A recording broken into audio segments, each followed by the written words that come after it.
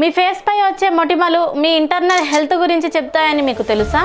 Number 1, నుదుటిపై ఎక్కువగా pimples రావడానికి స్ట్రెస్, డైజెస్టివ్ ప్రాబ్లమ్స్ అలాగే పూర్ స్లీప్ కారణాలు కావచ్చు.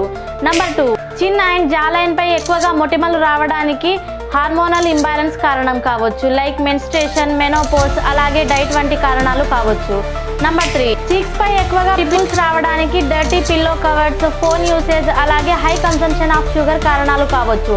నంబర్ 4, ఐబ్రో ఏరియాలో ఎక్కువగా మొటిమలు వస్తూ ఉంటే వాటర్ ఇంటేక్ అండ్ లివర్ పై ఎక్కువగా ఫోకస్ చేస్తూ ఉండాలి. నంబర్ 5, నోస్ పై ఎక్కువగా మొటిమలు వస్తూ ఉంటే హార్మోనల్ చేంజెస్ అలాగే డైట్, డైజెస్టివ్ ఇష్యూస్ అలాగే ఎక్సెస్ ఆయిల్ వంటివి కారణాలు కావచ్చు.